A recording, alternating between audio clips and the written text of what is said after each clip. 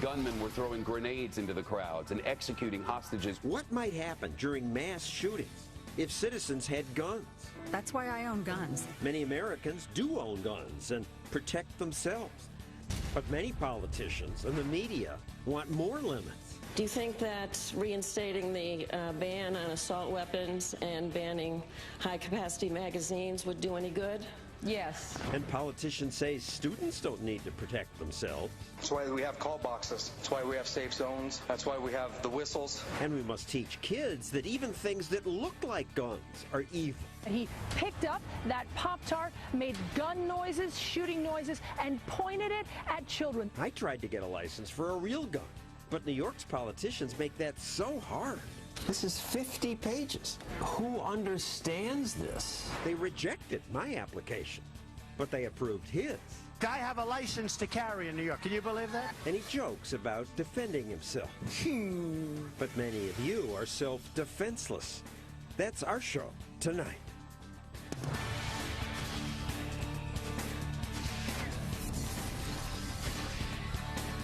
And now, John Stossel.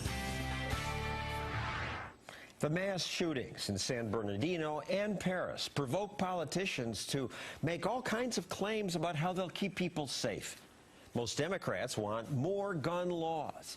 Right after the San Bernardino attack, President Obama spoke about common sense gun safety laws, stronger background checks. But while these quick calls for more gun controls make some people feel good, it's by no means clear that they would make life better. The president made his comments before he even knew how the killers got their weapons. Many criminals break laws already in the books. Then what good will new laws do? And also, let's not forget that guns protect people, too. The San Bernardino shootings were quick. The killers shot and drove off. But many mass shootings go on and on. That's what happened in Paris, in the theater and restaurants. The shootings went on, and the innocent were basically self-defenseless. All were unarmed. Most chose to be. But some were unarmed because the French government makes it so hard to get a gun permit. It's possible, but you have to convince police that you're exposed to exceptional risks of harm.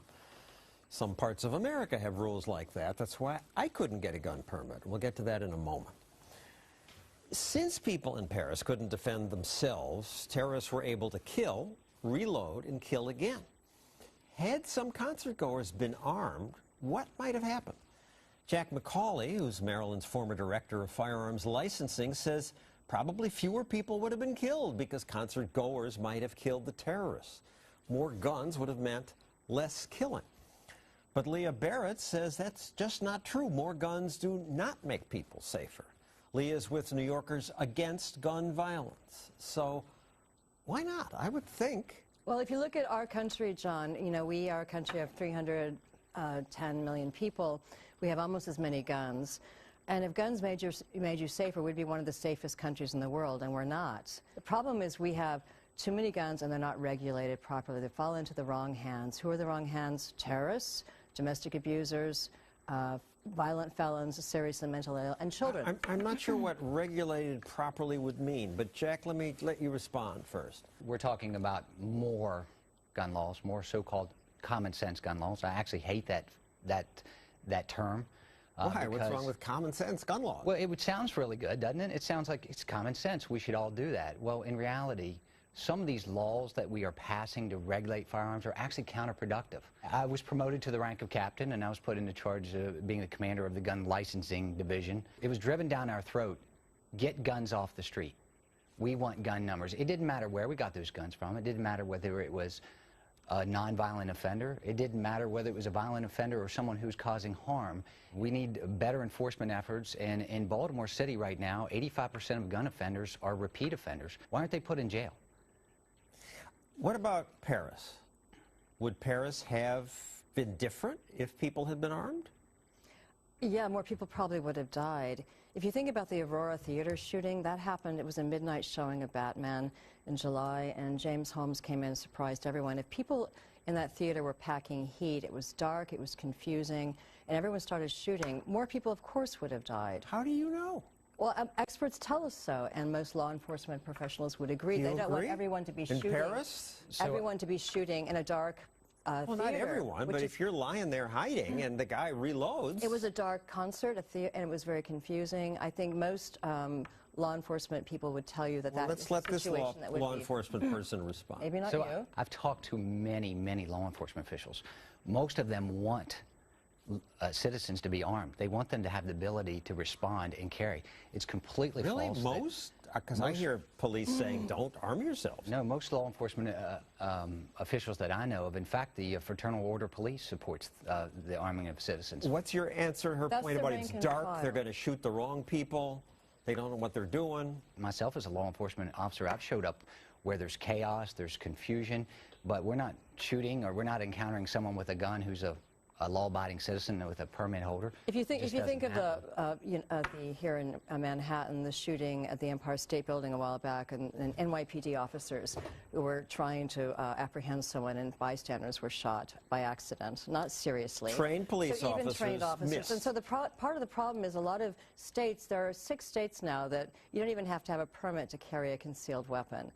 Permitless carry. But let's do with guns what we did with cars. We regulate cars. You have to have, driver Jack, what's training. wrong with this? You have to have a you've license. changed your mind you have on to have this. registration. You have to have insurance. Let Jack talk. You have to have good lighting on the highway. I get it. Let Jack talk. Belts, baby. I mean, why not do the same thing for Let guns? Jack talk, please. Right now, in the Maryland State Police, you have a trooper who is assigned to an ATF task force in Baltimore. His #1 goal is to get guns.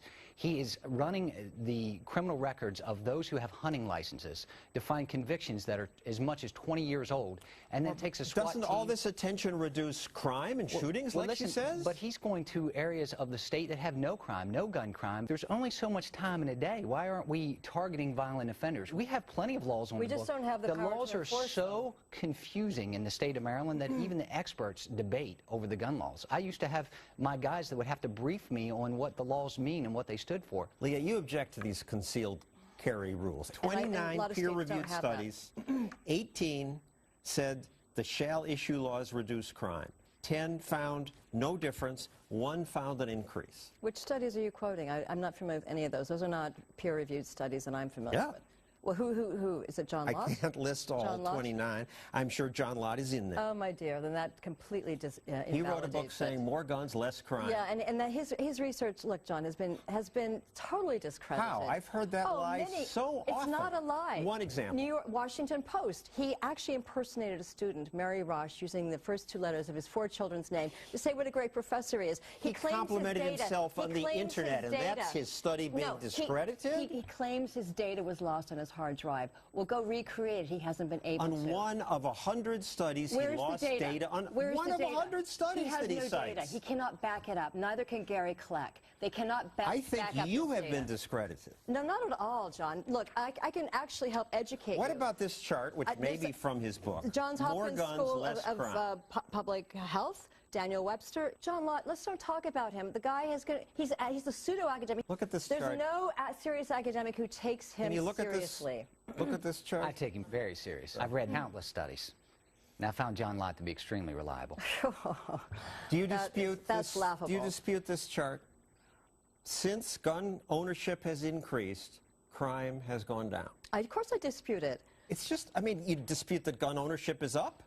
Gun ownership is actually down, John. Did you know that fewer America, households... gun ownership is it's way up. No, it isn't per household. It's down to 32% of American households. In the 1970s, it was over half. What's happening is more American households are buying more guns. They're stockpiling. Okay, so gun sales are up and crime is down. Yes, but gun down. ownership is not per household, and that's what's important. And the gun industry knows this, which is why they're scared and trying to develop new markets, selling military-purposed assault weapons to civilians. They're trying to gin up markets among women, among children, among urban populations, because they know that their white male demographic is going away. That is the Jack, problem. you get the with last word. It's all about money. It's follow the money. A lot is about money. Follow the money. It's the I'm NRA. following the deaths. Crime is down. I like What that about last word. suicides? It's this type of paranoia. This Gun type death of, rates are increasing in this country. A number of studies that are miscalculated, misquoted on her own website, that are completely inaccurate. Name which ones that we wrong. are looking at these studies. Leah, you're being rude. Let the man make sorry, his I don't point. think And I you're am. panicking about this. Please tell me one gun law that you would implement that's going to prevent this type of crime. Licensing and registration. Absolutely not. Leah's upset that so many people can get guns in America, and 7 years ago that became even easier when the Supreme Court ruled that individuals have the right to keep and bear arms. Concealed carry is now legal in every state. As she referenced, Vermont, Alaska, Arizona, Arkansas, a couple other places. You don't even need to get a permit. So, since people sometimes threaten me, I wanted to get a carry permit. I assumed I could. But then I tried it here in New York City. They make it very hard. First, you must fill out this 17-page form. The form says I must promise I know the definition of other weapons like switchblade knife, gravity knife, pilum ballistic knife, metal knuckle knife, a kung fu star. I don't want a kung fu star. I just want a gun for safety. New York City demands applicants read and understand all its weapons regulations. This is 50 pages. Who understands this? It took hours and hours to fill out the forms. We had to call the police department 6 times to clarify what questions meant. Finally, it was done. I have to get this notarized? You go ahead and sign here, and I will fill in the rest. Then you have to go in person to police headquarters. Here, they fingerprinted me, asked me to list reasons why I should be allowed to have a gun, and then they charged me a $430 application fee. They said they'd get back to me. That took a long time, months in fact, and then they said I had to return to police headquarters for a second in-person interview. This time they demanded that I prove an accusation against me had been dropped. They said this headline was not enough. I was supposed to produce the original court documents. They also told me I had to document threats against me. Fortunately, I could show them things like this. 52 days later, they sent me a letter rejecting my application for a carry permit. They said I could get a license to keep a gun in my apartment, but I feel safe in my apartment. I want a permit to carry where I might feel threatened, but I was told you failed to demonstrate a special need. Special need? What about what the Supreme Court said? As Jacob Whitehead posted on Twitter, we shouldn't need a government permit to carry. The Second Amendment guarantees our right. I also like what Mark Roggio wrote us on Facebook. My gun, my life, my choice. But not in New York City, where bureaucrats told me you have to show special need. They say that in Washington, D.C., too, where Fox 5 reporter Emily Miller wanted to get a gun. And you did get one finally. Yep, a gun and a permit to carry a gun. But it was rare. Very, very exclusive club. More exclusive than the Senate, actually. 51 of us in D.C. There were threats against you that you wanted a gun? Frankly, wanted a gun because D.C. is not a safe city. And I'm tired of walking down the street being scared. But in order to apply for a gun permit under this new law, it's a year old, you have to have documented specific threats against your life. I applied based on, I had 2 police reports of threats against me. I don't want to get into specifics about those. And then I also said, something you're familiar with, is I said ISIS has said we are targeting American journalists. The FBI sent a notice out to all American outlets. So I put both my specific threats and my general threats. I got approved. Chief Lanier personally approves these, every single solitary one. And said to you, we're doing this just for the 2 specific threats of the people who want to kill you, Emily, not for the ISIS threat. Behind the scenes, they told me, look, if you have a specific threat against your life, she is going to grant your permit, she being chief of police, because if you do get killed, we're in a lot of trouble. You wrote a book about your experience titled Emily Gets Her Gun. And so Emily got her gun, but I was turned down. A gun license advisor later told me I applied the wrong way. It's easy to get a gun if you use political connections. And he said that's how Howard Stern got a permit, and Robert De Niro, and Donald Trump. In fact, I have a license to carry in New York. Can you believe that? Nobody knows that. But could you imagine with Trump, somebody says, oh, all these big monsters aren't around. He's easy pickings, and then, Every permitting process is different, obviously, in these states that have these shall issue, with, we maybe issue. D.C. is rare. The chief actually personally decides each person. I think the process that you've gone through here in New York is a more political process. Are you famous? Are you well connected? Whereas in D.C., it really is, do you have documented threats? It's disgusting in both places, but better in D.C. At least merit-based, merit in the sense of, like, we actually have somebody who wants to kill you. Congratulations. You get one of these little cards. Thank you, Emily. Coming up, myths about guns.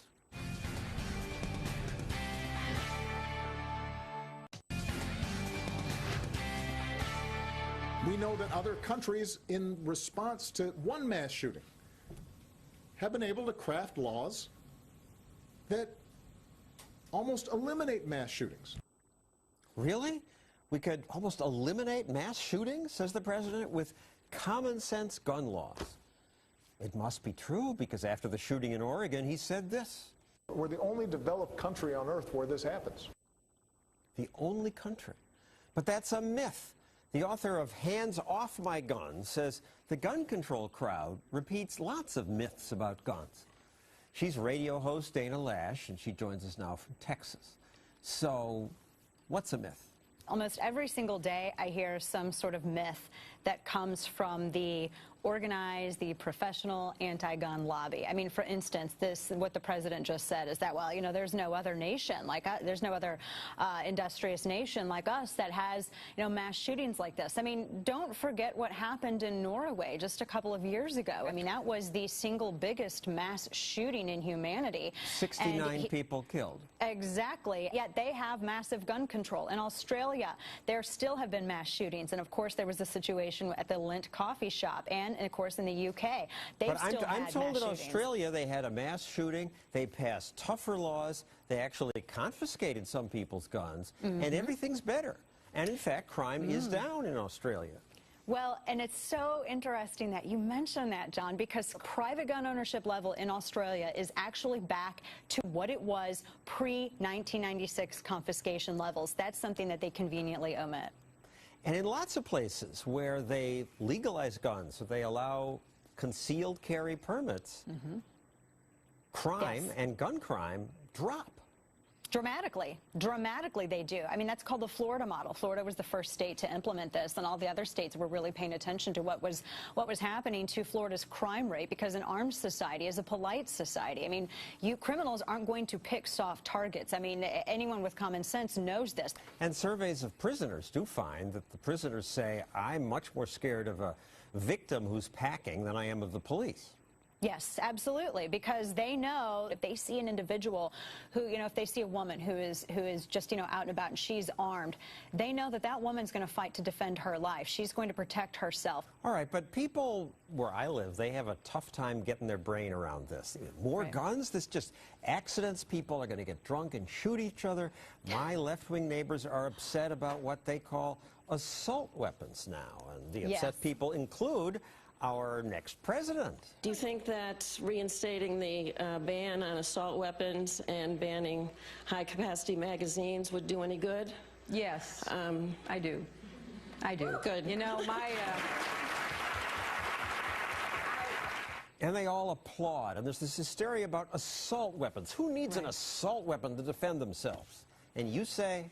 They can't define what is or is not an assault weapon. It's a made-up unicorn term, John. It's a meaningless term. You could have an assault knife. I mean, you can have a semi-automatic firearm, or you can have a select fire capability going fully automatic firearm. I mean, those are your choices. But the problem is that you have all of these firearms illiterate people.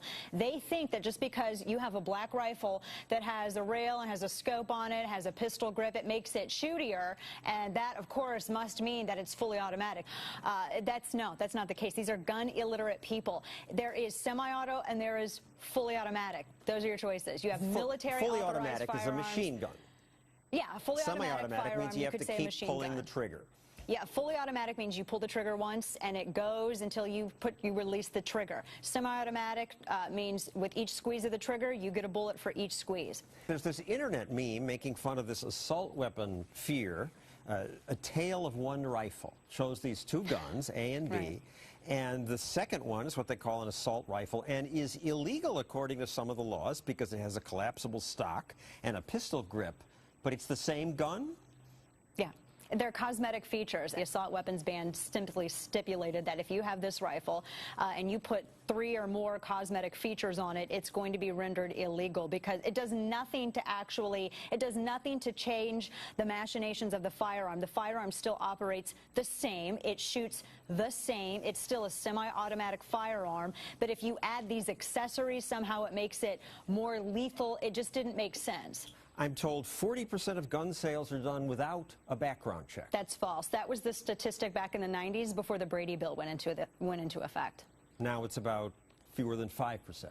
It's way fewer than that. But even then, we're putting a lot of faith in a background check system that's incredibly fraudulent. Just like the terror watch list, where you had reporter Stephen Hayes, you had Teddy Kennedy, you had John Lewis on that terror watch list. In fact, one of the things whenever you hear either Democrats or you hear anti-gun advocates, whenever they say, well, you know, we were able to stop X amount of criminals from purchasing firearms, there are so many false flags. If your name is too similar, if your name is too long, they count all of them as a whole in their statistics. And so we're relying on a system that's incredibly flawed, and people are talking about expanding an already flawed system. Finally, I'm told if you need defense, call 911. You call that a myth? Calling 911, you have to wait on average, John, 20 minutes. I had an incident where a firearm protected my life. My grandparents called the law, and it was about 45 minutes before the law showed up. They lived in a rural area in Missouri out in the Ozarks, but thankfully my grandfather was armed. 20 minutes average response time for when you call 911. You are your own first responder. Thank you, Dana Lash. Thank you, John. Next, blacks and guns. Attitudes, they are changing.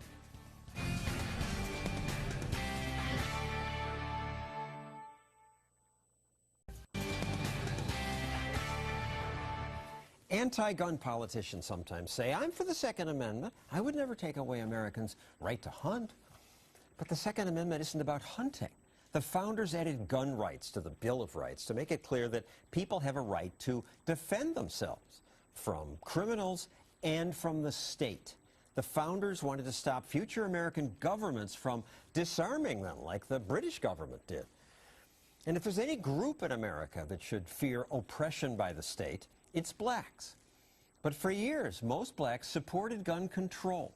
Law professor Nick Johnson says this is now changing. In his new book, Negroes and the Gun, he explains how blacks have long had good reason to arm themselves. Reasons like, starting with Frederick Douglass, responding to the fugitive slave laws.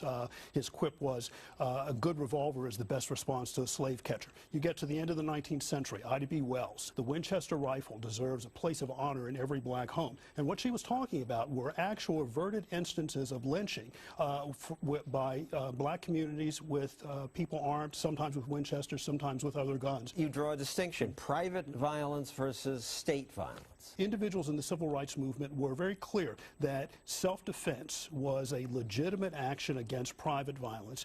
They also... Yeah, the civil rights movement, we think of this nonviolent The nonviolent aspect of the civil rights movement focused on political violence, and what Martin Luther King and all of the other luminaries in that process explained was that we are not going to achieve political rights through violence. We're not going to have a revolution. We would not be against successful. Jim Crow through violence. Correct. But violence is fine against the Ku Klux Klan or people physically, private people attacking them. Self-defense is a response to an imminent threat, and this is a concern that everyone has. So in the next 60 seconds, if something happens to you, the state is simply irrelevant, and our law of self-defense recognizes that you can respond in kind with violence where you're facing imminent threats.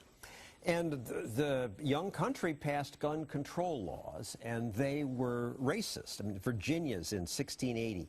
It barred clubs, guns, or swords to both slaves and free blacks. Most of the gun control that we are familiar with was focused on blacks or others who were outsiders, but primarily blacks. And you find this running all the way up through the Jim Crow era, where even Martin Luther King was denied a permit to carry a pistol in his gun after a bombing at his home because he didn't show, quote, good cause. A law in Georgia said a slave could have a firearm only when accompanied by a white person 16 years old or older, or while defending his crops from birds. State and local governments, and sometimes private tyrants who were owners of plantations, would make as a condition of employment and make as just a condition of living in the area that this requirement that blacks give up any firearms and that they not own firearms. And yet, despite this history, blacks have largely been supporters of gun control laws. This is certainly true for the black political class.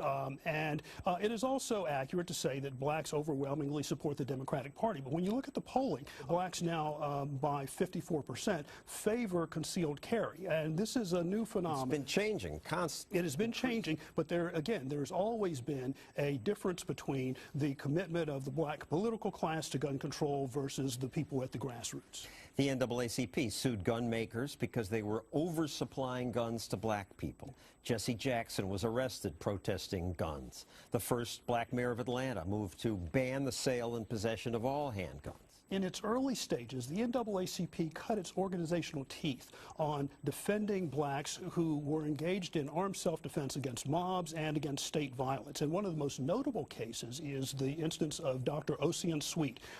He defended his new home against a mob, and the NAACP hired Clarence Darrow to defend him. And once Darrow wrestled the prosecution to a mistrial, the Sweets went on a national tour. They raised lots of money for the NAACP, and that money seeded actually the NAACP Legal Defense Fund. So there is a difference. And then they flipped. And what happened in the 1970s was that the members of that rising political class embraced supply-side gun control as the solution to these problems in their new domains. Groupthink. I think lots of people latched onto it as an easy answer, and it was promised as an easy answer. What we see today is that the reality is simply different. Thank you, Nick Johnson. Up next, a woman who says owning a gun protected her family, and now she owns several guns.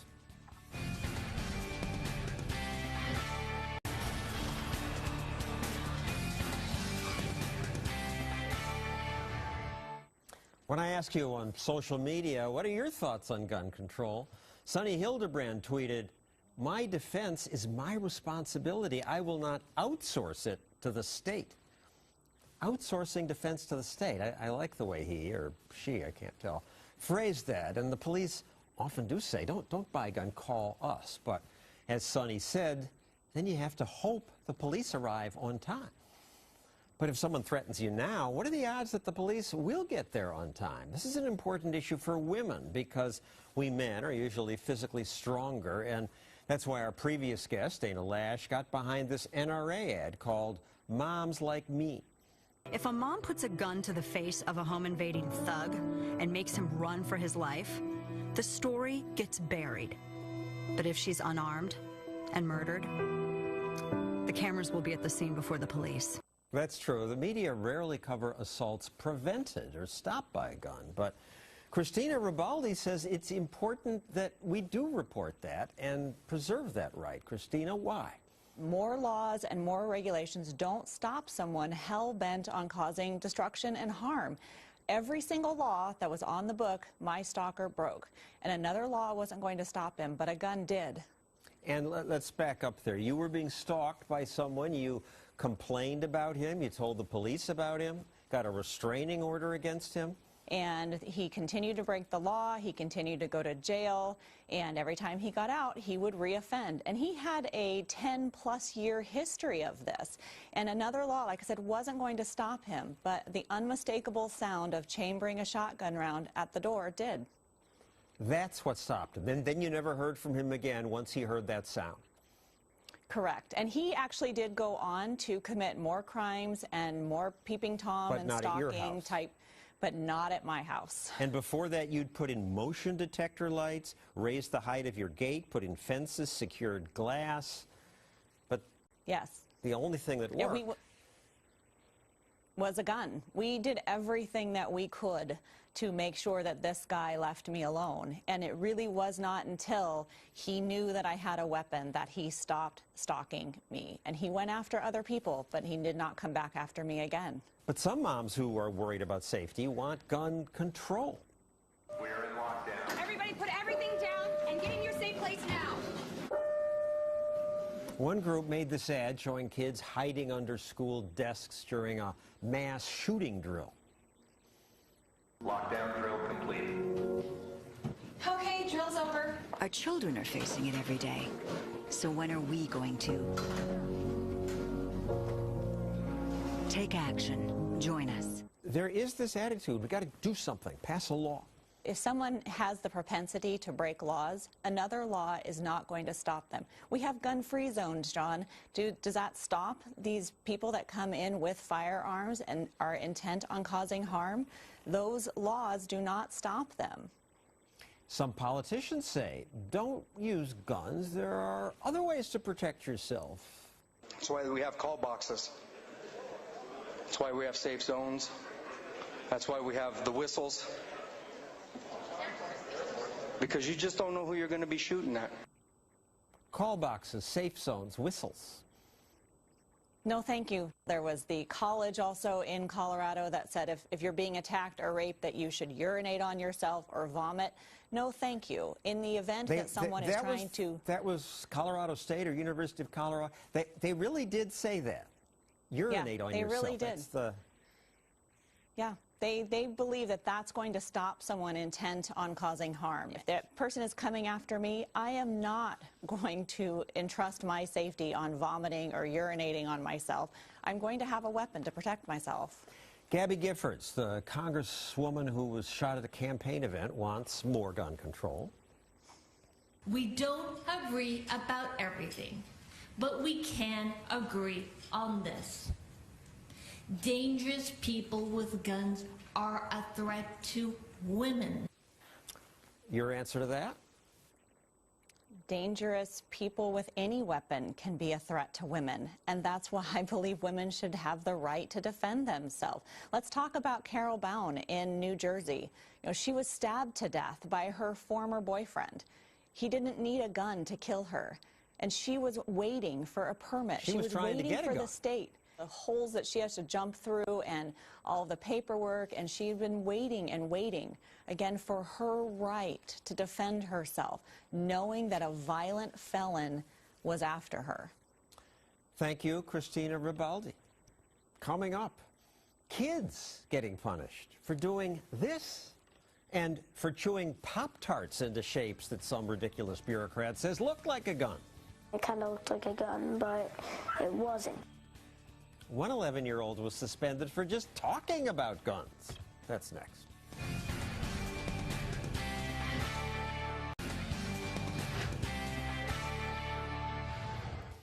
We want our kids to be safe, but today some school bureaucrats are so freaked out about guns that they impose these insane zero-tolerance rules that just punish little kids for doing innocent things. This boy ate a Pop-Tart the wrong way. Well, I just kept on biting it, tore off the top of it, and it kind of looked like a gun, but it wasn't. He picked up that Pop-Tart, made gun noises, shooting noises, and pointed it at children. Pointed it at children? This reporter's breathless, as if the child shot up the school. Red Eye host Tom Shalhoub keeps an eye on incidents like that. There's hysteria. I'm glad I was not in school, that I am not in school today, because the things we did back then, I mean, we actually made real threats. We thought they were funny. We played cops and robbers. Yes. And cowboys and Indians. You definitely can't do that. But look, people are doing all they can to create a society that's free from guns and violence. So they make these policies and they follow them blindly, and it's not doing anyone any good. In Pennsylvania, a 5-year-old girl had a small Hello Kitty gun. She suggested that she and a classmate could shoot each other with bubbles. She was suspended because the school said she made what they called a terrorist threat. I wish they had the bubblers that I had when I was a kid. We actually had machine gun bubble blowers. So we could, we could play war and blow bubbles at the same time. They are trying to cover their behind because they don't want to get in trouble with higher authorities. It's all about political correctness. Kids get punished even for playing with toy guns off school property. The Virginia Beach City public school system suspended her 13-year-old son Khalid and his friend Aiden Clark because they were firing this spring-driven airsoft gun on the Caraballo's posted private property. Including my son. He's private property to me. I would think so, but the school reached out based on what he was doing off school property. I think part of the problem is the kids don't play dangerous enough games. You know, we had games like bombardment and dodgeball, and so you would pummel each other, and you had kind of, violence was a part of childhood. But now, since they've removed all violence from childhood, then they have to come down on kids with the toy guns. They suspended this kid for the entire school year. Well, now he's got plenty of time to do whatever he wants on his private property. And these suspensions are not rare. Look at some of these headlines. The Daily News, first graders, plural, suspended for using fingers as guns, playing cops and robbers. An 11-year-old suspended for merely talking about guns. This cute little boy, a 6-year-old, was suspended for pointing his finger in the shape of a gun. Well, I mean, look at him. He looks kind of dangerous, doesn't he? Speaking of dangerous kids, this is my son. We took guns away. My wife took away his guns, but he would just point or use carrots for guns. My daughter and I were on the playground, and there was another little New York boy on the playground. So they were going bang, bang, bang, bang like this up on the jungle gym, and the New York dad came running over, and he said, "No guns!"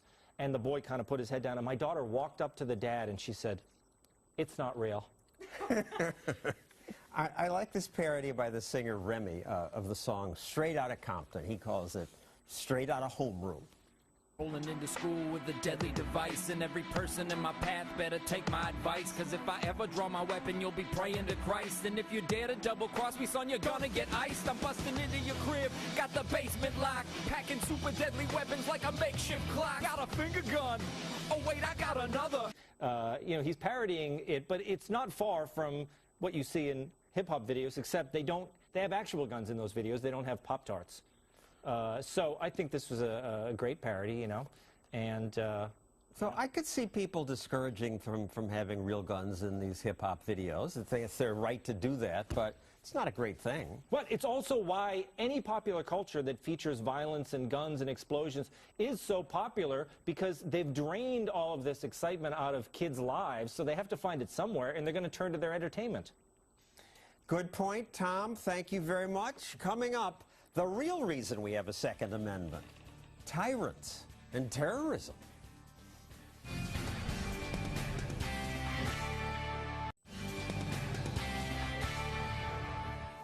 Today, lots of people say Americans don't need to bear arms anymore. We don't live in the woods where we must fight off animals. We have the police to protect us from criminals, and no occupying army threatens us in our homes. Here's how Congressman John Lewis put it. The British are not coming. We don't need all these guns to kill people. He went on to say the Russians aren't coming either. He's probably right about that. And if they did come, they'd come with bombs. So what good would our small firearms do? That's why many Americans today, especially around here in New York where I live, say the Second Amendment is just out of date. But it isn't. Just as the First Amendment applies to modern TV and the Internet, the Second Amendment applies today. What counts is the principle behind it. We Americans have a right to defend ourselves and our families. A personal gun won't hold off a modern army. But you don't have to be equally armed to benefit. The colonists defeated the British, although the Brits were much better armed because the Tories didn't know who among us was armed. They didn't know because there was no registry. No one had to get government's permission to have a gun. The British could never feel safe in oppressing us. Thomas Jefferson wrote then, "What country can preserve its liberties if rulers are not warned from time to time that their people preserve the spirit of resistance? Let them take arms." I don't plan to shoot oppressive regulators who come to my house, but government will be less likely to go too far if they know some people are armed. Here's another take on that from a more recently elected leader of a government. The most foolish mistake we could possibly make would be to allow the subject races to possess arms. History shows conquerors who have allowed subject races to carry arms prepared their own downfall. That was from Adolf Hitler. He wasn't alone. Many oppressors, Stalin, Castro, Pol Pot, Mao, more recently Assad in Syria, disarmed their people. The Syrian resistance is possible only because many Syrians disobeyed. Today, many police departments tell people, look, guns are dangerous, you're not trained, you don't know how to use it, you're going to hurt yourself. If you're threatened, call us. But if someone's attacking me right now, the police probably won't be much help by the time they get here. They could draw a chalk line around my body and maybe later they'll catch my killer. But I'd like to protect myself if I can. And I'm sure many people in Paris and Mali feel that way. I was surprised by what Washington, D.C.'s police chief said about this on 60 Minutes recently, responding to a question about how to respond to a mass shooter. Your options are run, hide, or fight. That's what you tell people they should do. Yes. What we tell them is the facts of the matter is that most active shooters kill most of their victims in 10 minutes or less. And the best police department in the country is going to be about a 5 to 7 minute response. If you're in a position to try and take the gunman down, to take the gunman out, it's the best option for saving lives before police can get there. And that's, that's kind of counterintuitive to what cops always tell people, right? We always tell people don't take action, call 911, don't intervene in the robbery. We've never told people take action. This is a different scenario. You're telling them that now, though. We are. Though they sure make it tough for people to take action, because D.C.'s police, as you heard earlier tonight, have only granted 51 gun permits. Politicians talk about allowing guns for hunting, but the right to keep and bear arms is not about letting some people shoot deer. It's about allowing all of us the right to protect ourselves from criminals and tyrants. That's our show. See you next week.